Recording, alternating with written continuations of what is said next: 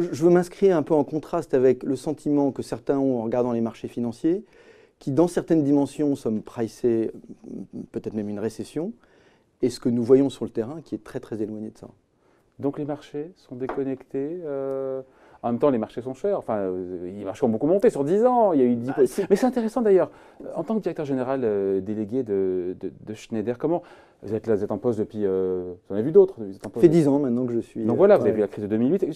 Ça vous inspire quoi, ces marchés agités, corrections vous en avez vu d'autres, c'est ça? Non, mais par rapport à 2008, c'est que dalle. Alors ça, c'est sûr. Ça invite à prendre beaucoup de recul. Et encore une fois, ne pas tomber dans l'euphorie quand, parce que l'échange évolue favorablement ou tout d'un coup, il semble qu'il y ait des perspectives qui s'améliorent ici ou là, votre action gagne 10% et vous ne le voyez pas nécessairement dans vos sous-jacents et la façon dont vous voyez l'économie progresser. Aujourd'hui, je pense que sur les marchés, on peut se poser la question, est-ce qu'on est en train de voir juste un ajustement lié à des valorisations excessives? C'est probablement sain. Ou est-ce qu'on est là très au-delà et on est dans un marché qui anticipe une détérioration très importante de l'économie mondiale que vous ne voyez pas avec votre lorgnette? Que nous ne voyons pas aujourd'hui. Alors, c'est un peu mieux qu'une lorgnette. Parce non, mais non, lorgnette en termes d'activité. Oui. Il y a les semi-conducteurs, il y a les voitures, il y a lorgnette. Non, bien sûr. Mais on a une présence quand même qui est très globale, donc ça nous permet quand même d'avoir une vision assez globale de l'économie. Et donc, encore une fois, on ne s'inscrit pas dans cette dynamique négative qui dirait on va vers une récession. Donc, cette peur des marchés, pour vous, est infondée quand vous, qui êtes présent, et vous avez raison de le rappeler, en Asie, en Europe, etc., vous voyez...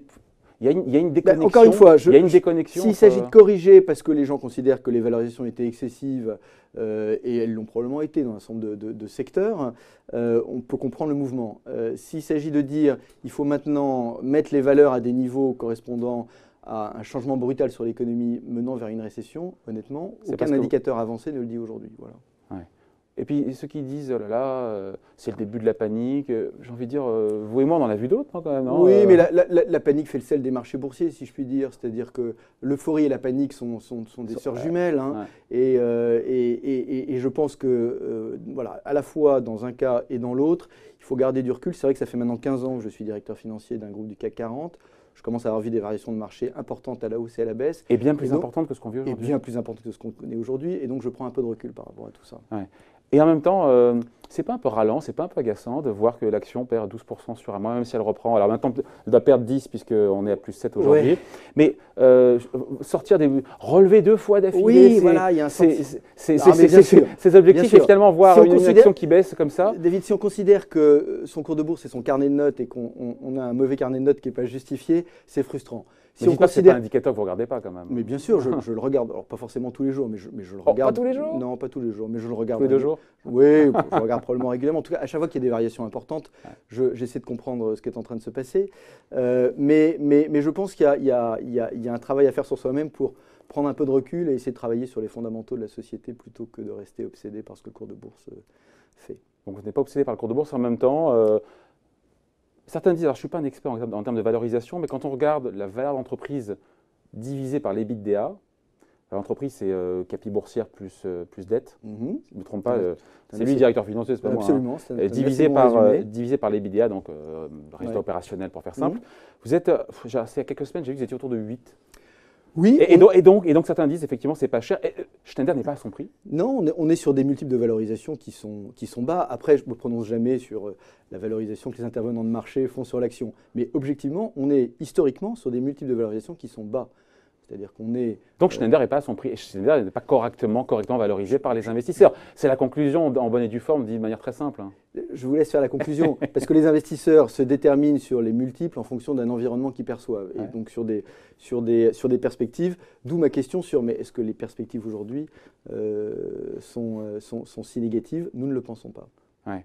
C'est intéressant parce que dans les annonces du jour, dans la besace d'Emmanuel Babeau, il y avait aussi les share buyback, en français, rachat d'actions. Vous êtes en avance de 6 mois sur ce programme 2018, quasiment 1 milliard d'euros, c'est ça 1 milliard d'euros, oui, qu'on devait faire jusqu'à l'été 2019 et on indiquait ce matin qu'on pourrait terminer dès décembre 2018. Très bonne nouvelle, évidemment, on applaudit, mais sur 2019 oui. Pourquoi c'est trop tôt pour s'engager? J'ai vu ça, à Reuters a dit ça ce matin. Oui, c'est trop tôt pour s'engager sur 2000. Mais parce que le cours baisse, c'est maintenant qu'il faut acheter, il faut être pragmatique. Mais c'est bien pour ça une opportunité. C'est bien pour ça que nous accélérons sur 2018 et qu'on s'est donné cette possibilité. Le débat sera ouvert pour 2019. Soyons clairs, le rachat d'actions, ce n'est pas de la stratégie, c'est un excellent moyen de mettre dans votre bilan le niveau de dette que vous jugez le plus favorable pour votre société et vos actionnaires. Bon. Voilà. On aurait dû commencer par ça, et je m'en veux un peu, mais c'est vrai que pour ceux qui ont vécu dans un bunker pendant plusieurs décennies, Schneider, c'est plus. Non, mais c'est vrai, c'est plus la prise de, c'est plus la prise de courant, c'est plus. Voilà, mais pardon, mais pour beaucoup de gens, je pense que ça reste encore du matériel, de l'équipement. Alors on en fait encore, hein. Électrique, on en fait encore, mais c'est voilà, et c'est intéressant parce que c'est une façon de parler de la digitalisation, encore une fois, de votre process de production, et de voir qu'en fait, aujourd'hui, une machine intelligente, un bâtiment intelligent, c'est un bâtiment qui consomme moins. Et c'est ça que vous vendez. Vous vendez le hardware, quelque part, le matériel en tant que tel, et le service qui va derrière, à savoir comment justement alléger la facture. Et le software, David. C'est-à-dire qu'aujourd'hui, les produits que vous décrivez, le matériel dont vous parlez, le hardware, il est devenu intelligent. Il est connecté, il est digital, il est capable de produire de l'information, il est connecté, il l'envoie à des softwares, à des capacités analytiques qui vont être capables d'utiliser cette information pour créer de la valeur pour nos clients en ayant un bâtiment plus efficace, une machine plus efficace. Pour derrière alléger la facture. Et bien sûr, il faut faire de la productivité et alléger la facture. Baisser les et c'est ça aujourd'hui, c'est ça le métier de Schneider. Fondamentalement, c'est ça notre métier, absolument. Donc nous sommes le champion mondial de la gestion de l'énergie et des automatismes et nous permettons à nos clients d'être au sommet de leur efficacité. Et donc vous vendez le package quelque part, le hardware, le software. C'est une de nos grandes forces. Quand vous regardez nos résultats, on fait mieux que nos concurrents, on gagne des parts de marché. Il y a un de nos concurrents qui annonce aujourd'hui et qui, lui, a un cours de bourse qui évolue, voilà, un cours de bourse qui évolue un peu différemment du nôtre. Ouais. Nous, on pense qu'on a aujourd'hui une approche qui permet, en mettant les technologies ensemble, d'apporter une valeur supplémentaire à nos clients. Et c'est un point de différence. Ouais. Et donc en fait c'est ça. Et donc quelque part toute la digitalisation du groupe est tournée vers ça, vers cette satisfaction de l'efficacité énergétique de vos clients. C'est ça derrière. Hein. Oui. Et la marge est plus élevée dans quoi d'ailleurs la marge? Dans le hardware ou dans le software ou les deux en général? Ce sont des marges favorables dans tous les cas. Non mais les marges sur software sont plus élevées bien sûr au total. Avec ce risque derrière que ce qu'on voit sortir là, tous ces équipements deviennent des consommables et que finalement tout aille sur l'après et pas le… Ou non, ça restera… ou le… Non, parce que comme je l'ai dit, l'objet devient intelligent et il est extrêmement important d'avoir le meilleur objet intelligent, à la fois parce que l'objet va produire de l'information et qu'après, vous allez lui demander de réaliser un certain nombre de tâches aussi. Ouais.